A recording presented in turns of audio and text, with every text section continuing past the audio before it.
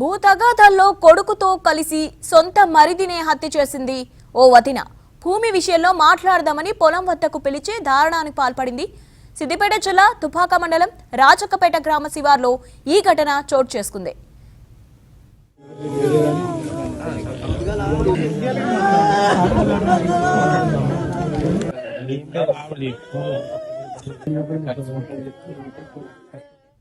స్థానిక కాంగ్రెస్ నేత అయిన బాలరెడ్డికి తన వదిన రేణుకతో 11 ఎకరాల భూమి విషయంలో కొన్నేళ్లుగా గొడవలున్నాయి. ఈ రోజు మాట్లాడుకుందామని వదిన రేణుక పిలవడంతో బాలరెడ్డి పొలం వద్దకు వెళ్లాడు. అక్కడ మాట పెరగడంతో బాలరెడ్డిపై రేణుకతో పాటు ఆమె కొడుకు సోనురెడ్డి దాడి చేశారు. కత్తితో గొంతు కోసి హత్యాదారుణం చేశారు. ఈ ఘటన తర్వాత దుపాక పోలీస్ స్టేషన్లో రేణుక లొంగిపోయింది. పరారీలో ఉన్న సోనురెడ్డి కోసం పోలీసులు గాలిస్తున్నారు.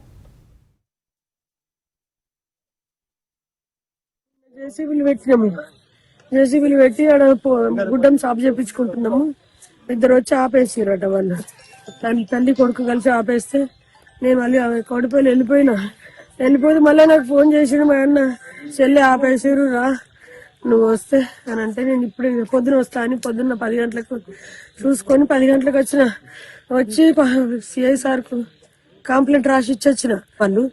వాళ్ళు ఇష్టంతో అమ్ముకున్నారు. వీళ్ళెందుకు వచ్చి మళ్ళీ పడుతున్నారంటే, మేము అన్నలాళ్ళు ఉన్నాం, మిమ్మల్ని చంపే తీరుతాము, మేము అన్నలాళ్ళు ఉన్నామని.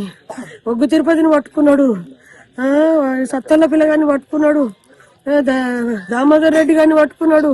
వీళ్ళందరూ కలిసి మా అన్నం చంపుదామని తెల్లందాకపోతుందాక తిరుగుతున్నారు. నేను నా వెంబడినే ఉంచుకున్నా ఇప్పటిదాకా.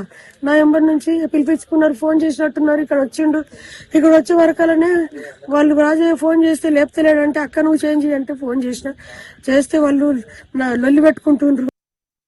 దుబ్బాక పోలీస్ స్టేషన్ సంబంధించి చెల్లాపు గ్రామానికి శివార్లో ఉన్నటువంటి ఈ యొక్క పంట పొలాలలో గ్రామానికి సంబంధించినటువంటి బాలరెడ్డి అనే ఒక వ్యక్తి దారుణ హత్యకు గురి కావడం జరిగింది.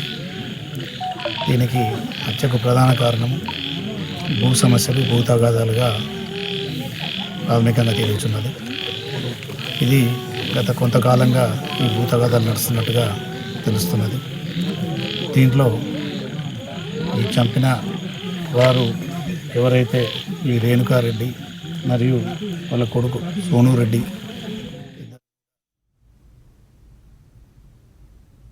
ఈ హత్యకు సంబంధించి మరిన్ని అప్డేట్స్ మా కరెస్పాండెంట్ విష్ణు ఫోన్ లైన్ లో అందిస్తారు. విష్ణు, అప్డేట్స్ ఏంటి దానికి సంబంధించి? ముఖ్యంగా ఎవరైతే కాంగ్రెస్ పార్టీ నాయకుడు ఉన్నాడో, కాంగ్రెస్ నాయకుడు బాలరెడ్డి హత్య నేపథ్యంలో ఇది ఇటీవల మున్సిపల్ ఎన్నిక జరిగిన నేపథ్యంలో మున్సిపల్ ఎన్నికల కారణంగానే జరిగి ఉంటుందని మొదటగా అందరూ భావించారు. నేపథ్యంలో పోలీసులు కూడా ఆ కోణంలో దర్యాప్తు ప్రారంభించారు. అయితే ఆ తర్వాత విచారణలో వెలుగులోకి వచ్చిన అంశాలు ఏంటంటే, ప్రధానంగా ఎవరైతే ఆల్రెడీ కుటుంబ సభ్యులై హత్యకు పాల్పడేట్టుగా పోలీసులు తేల్చారు. ముఖ్యంగా ఎవరైతే హత్యకు పాల్పడ్డారో రేణుక, అలాగే మేనల్లుడు సోనురెడ్డి, వీరు ఎవరైతే ఉన్నారో ఇద్దరు కొంతకాలంగా బాలరెడ్డితో తీవ్ర భూ తగాద విషయంలో తీవ్ర స్థాయిలో వివాదాలు జరిగాయి. ఈ వివాదాలు జరిగిన నేపథ్యంలో కొంతకాలంగా కొనసాగుతున్న పరిస్థితి అయితే కనిపిస్తుంది. అయితే ఈరోజు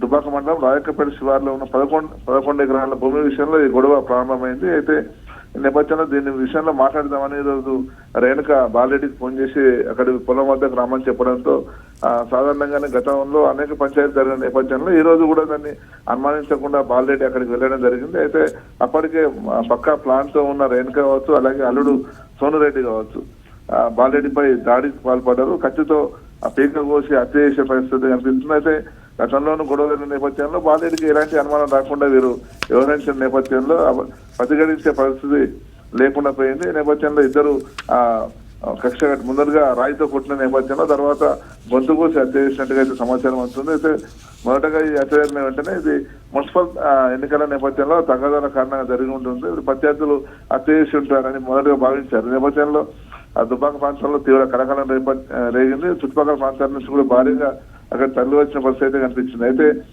ఆ తర్వాత ఎవరైతే హత్య చేసిన రేణుక ఉందో, రేణుక అలాగే దుబ్బాక పొజిషన్ వెళ్లి లొంగిపోయిన పరిస్థితి అయితే కనిపిస్తుంది.